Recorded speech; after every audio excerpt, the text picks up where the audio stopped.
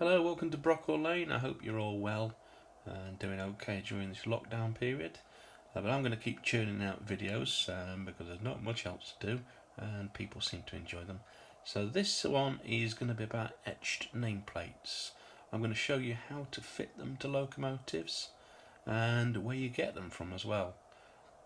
Now a lot of we've got a tradition in this country of naming locomotives, and I don't think there's many other countries really did. But there's people know locomotives like Mallard and Flying Scotsman. I don't know how many people realise that there was a whole class of locomotives that look the same with different names. There's only so many, of course, manufacturers can provide off the shelf. So one way of doing it is by renumbering and renaming. But a lot of people do have trouble fitting etched plates, and I'm going to show you how to do this in this video. There's quite a few companies online that will provide you with etched plates through the post. This is a good one. This is called Fox Transfers, and of course they do all the transfers you might need, but also a lot of the nameplates for steam and diesel. In most gauges, they have the best range in 00, of course. A little bit on the expensive side, but they do have a very nice website. It's easy to use. This is another good company I use, but this is for steam engine plates. 247 Developments. They do go to the shows, and they do a massive range of steam locomotives. Pretty much every steam locomotive there was, they do the plates for, or at least working on them. And in the same way that 247 specialises steam plates, Shawplan are a company that specialise in diesel and electric plates. And again, they've got a good website and they're all available, posted out to you. This is a bit different. This is Railtech Transfers, and they do transfers, transfer nameplates. So if you don't like etched plates but you want something that looks similar, they do 3D printed plates, and they're worth having a look at. I've never used them myself, but I hear good things about them. And if you do narrow gauge and different scales, O gauge, and you want your own name on a plate, Narrow Planet, although specialists in narrow gauge stuff, they will make you plates pretty much to order, and you can pick your own name, size, font and things, which is really good for industrial locomotives and, as I said, narrow gauge stuff. And another one for good luck is the old Jackson Evans range, which is now done by Model Master, I believe mostly steam plates. There are some others, and apologies if I haven't mentioned them, but that's a few for you to look at. You have to do your research before renaming a locomotive. For example, here's Union of South Africa in 1990 named Osprey, and to make things even more complicated there was another A4 called Osprey, a different number, and also an A1. And here's another strange fact for you. Western Legionnaire was actually renamed Western Legionnaire, but they added an extra N into the name, with making it double N in the middle, and to do this they actually cut the plate in half and just inserted the letter. That was in 1969. So there's two different spellings available on that one. Another one that was renamed, originally called Wells, City of Wells was added later on, and new plates were cast. Colours of nameplates would also change over the years, as here's a picture of Flying Scotsman in 1969 with red back nameplates, which it never actually carried in traffic. And some of the 374s changed names 3 or 4 times within the space of about 10 years. And during BR days, Spitfire was a name which was applied to not only a Battle of Britain class, but also a Great Western Castle class, and later on diesels as well. This has got to be one of the most colourful nameplates ever fitted to a locomotive, Class 57, called Lady Penelope from Thunderbirds. Nice pink back on that one. And then you've got nameplates which are applied to engines in preservation only, like this Class 26 on the North Yorkshire Moors. Now, renaming model locomotives is usually easy, but there are some that are a bit difficult. I've done lots and lots of model renames over the years to all sorts of steam locomotives and diesels. Some of the worst ones to do are honestly Great Western locomotives, and in particular the Hornby Castles. I find these particularly difficult because the nameplates on the side, if you look here, this is actually all metal, and it's metal all the way down to the splashers.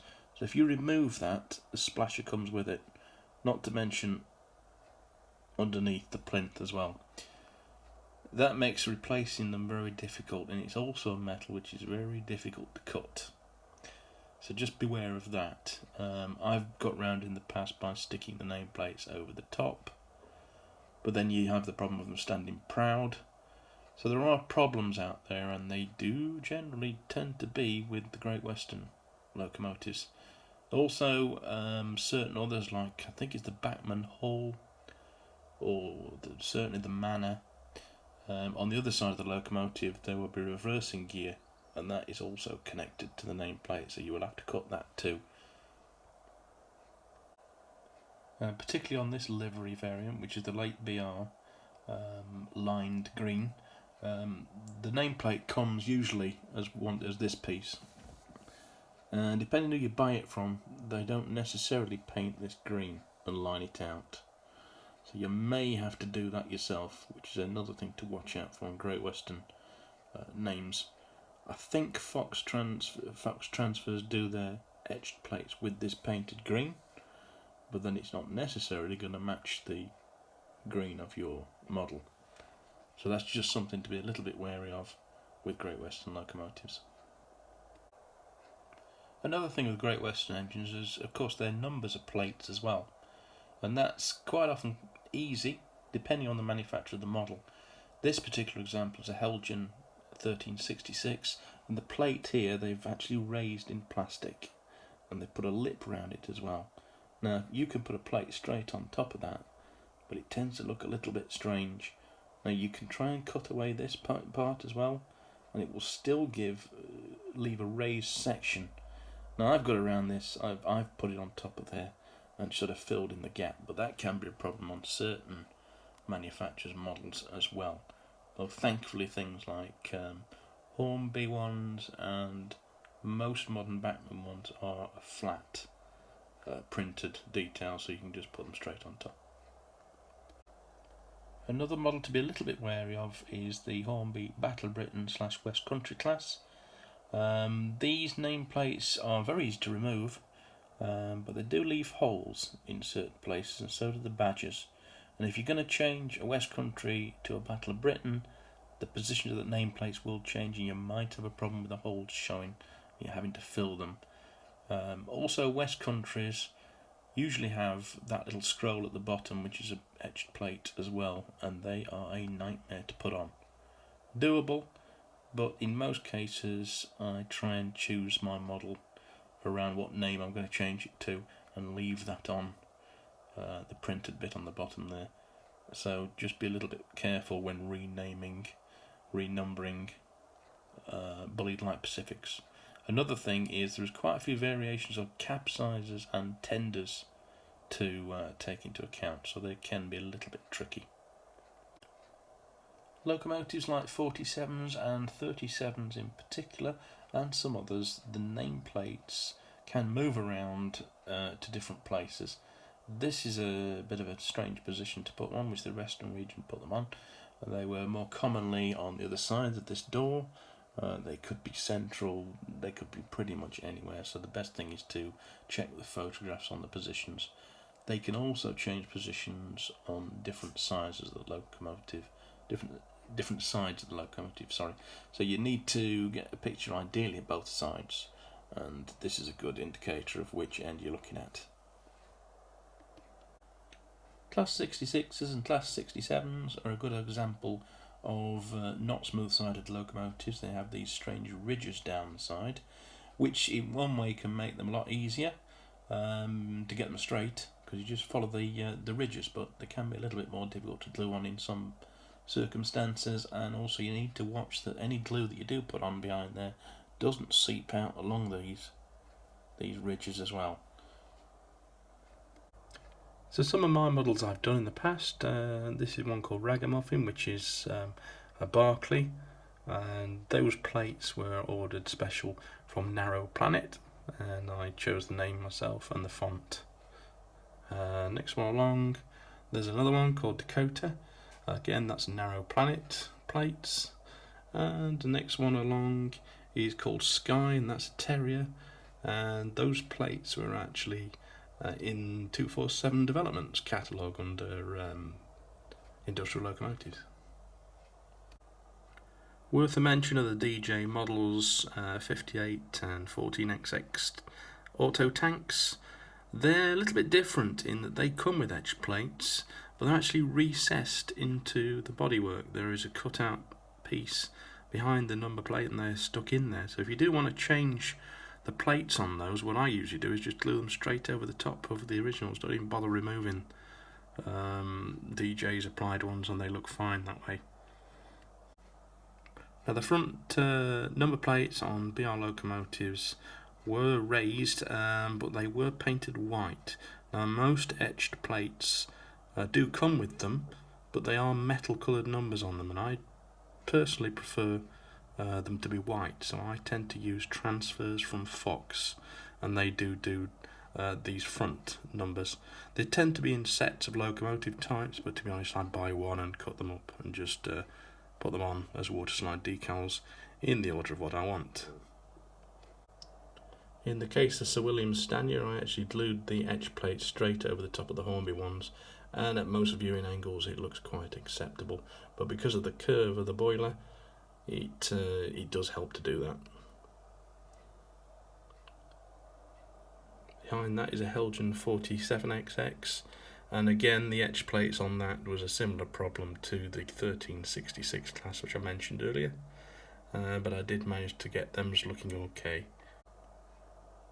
Not completely perfect, as you can see from this rather cruel angle. They do stick out a little bit further than I would have liked. So when you get your nameplates through the post, hopefully they'll come not bent. If they do, then you're going to have to bend them back into shape, I'm afraid, and that can be a little bit tricky, but most companies are good and they put a bit of card around them. You're going to get something like this, and you are going to get them attached to a framework like that, with hopefully not too many prongs attaching them. Now your first problem is to cut through those. Now for this I like to use a good sturdy pair of kitchen scissors, not the cheap ones, they won't work. They have to be reasonably heavyweight and sharp. And what you want to do is you've got to get rid of this frame first. Now you do not want to be cutting into there, because I assure you, you will go through that outside frame and straight into your plates. So what you want to do on these particular, with a thick frame round, you want to avoid. So probably the best way of doing that on these particular ones is on the corner there, and you want to be a long way back, the strongest part of the scissors. So if we go like that, I've missed the actual plate I want to keep, and I can now get access to those prongs. It's easier not doing this on camera. We can push it right up to the edge there, and I'm nearly out of frame, and then just snip, snip, and then we can go through that outside bit as well. And then we're going to need to do that the other side as well. So I'm going to keep a good grip on those plates. I'll do the same again. Careful not to cut through the actual plates. It'll fall away. And getting into that one, I'm actually gonna chop that bit off as well to make that a little bit easier. Straight across.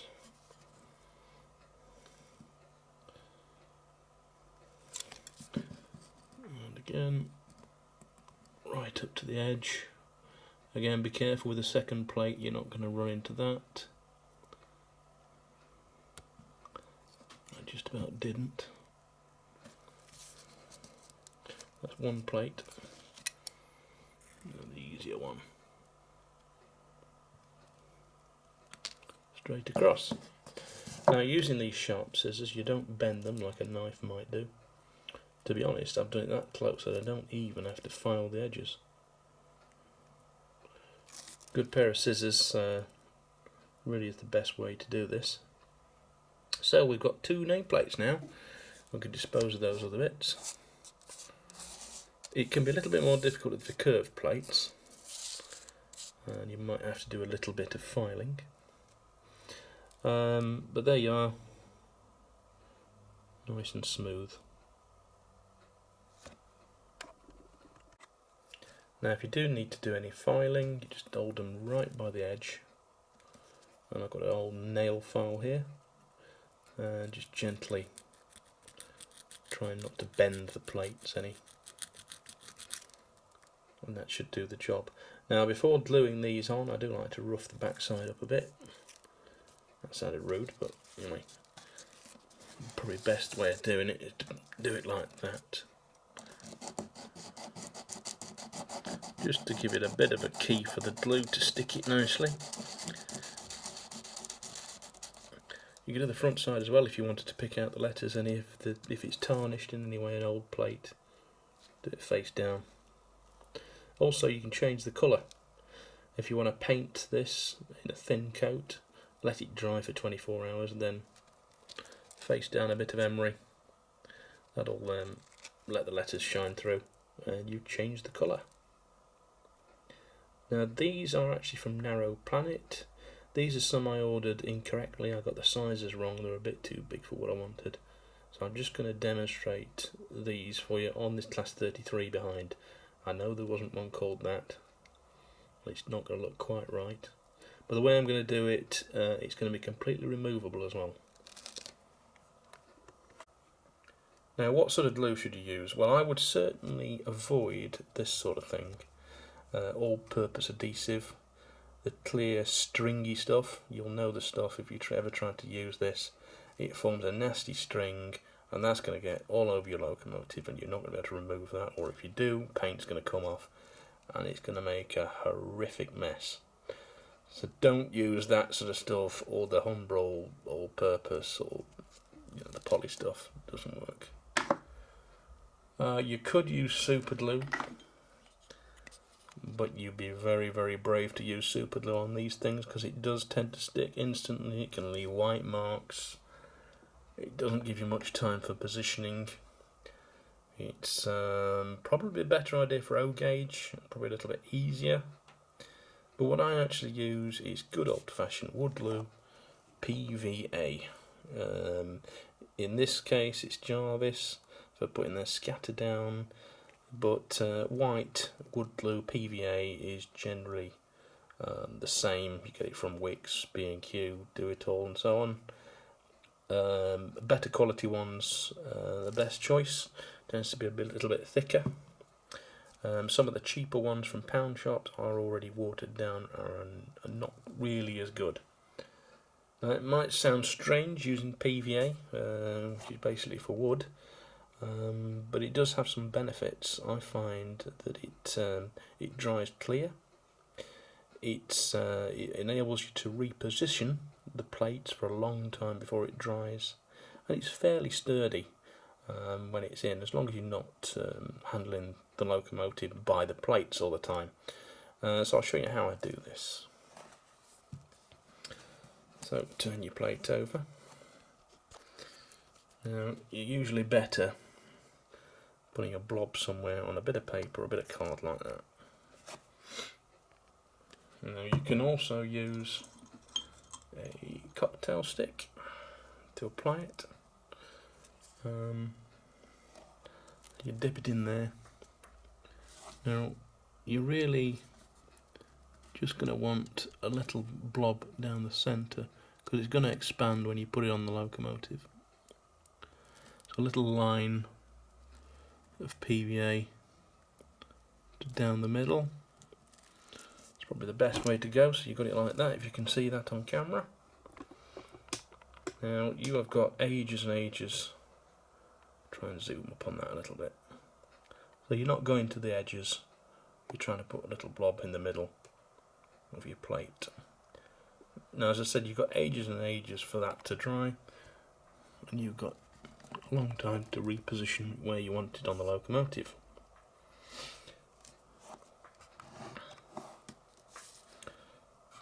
It doesn't really matter where I'm going to put it on this one because it's not real.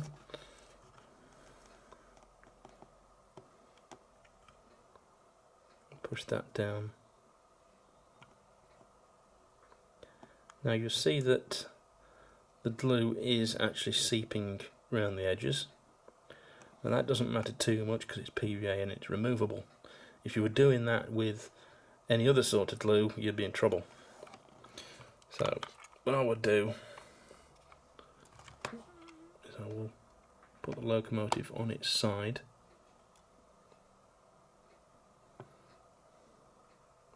hold that down. Now I do have a problem with that one, as you didn't expect, and it turns out the nameplate's slightly bent. So we'll take that off. Clean the glue off with my fingers. That's as good as new, so I know to try and straighten that a bit. So now you've got the wet glue on the side of the locomotive. Wet finger. Comes off, gone. You won't notice, it's just completely gone.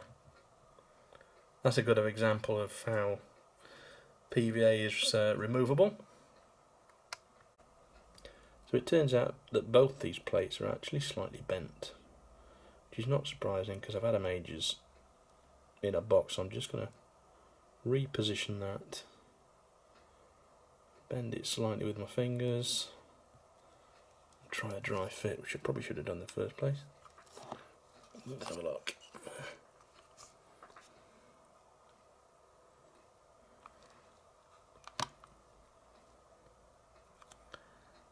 That's a bit better. It's probably not perfect, but hopefully yours will be, because they won't have been in the pot and a drawer for weeks and weeks on end. So I'll try that again. Another way of doing it is just apply it with your finger like that. You can put a thinner coat on this way actually.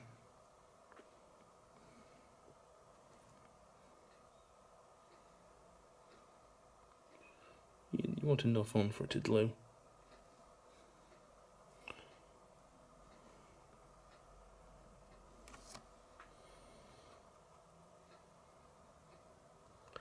We'll just drop it onto the surface. So you've now got ages and ages to reposition it, whatever angle you like, before it dries. It's going to take a good few hours to dry anyway, or the best of times, an hour, usually longer than that. But you can get the excess off by simply dabbing it on your finger. A cotton bud wet would take that off as well. I'm just going to hold it down and wet my other finger.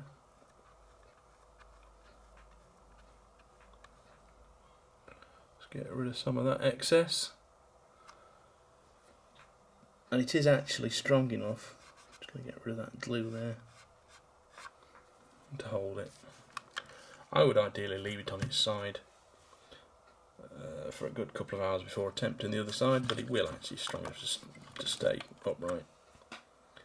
And that's basically how I put nameplates on.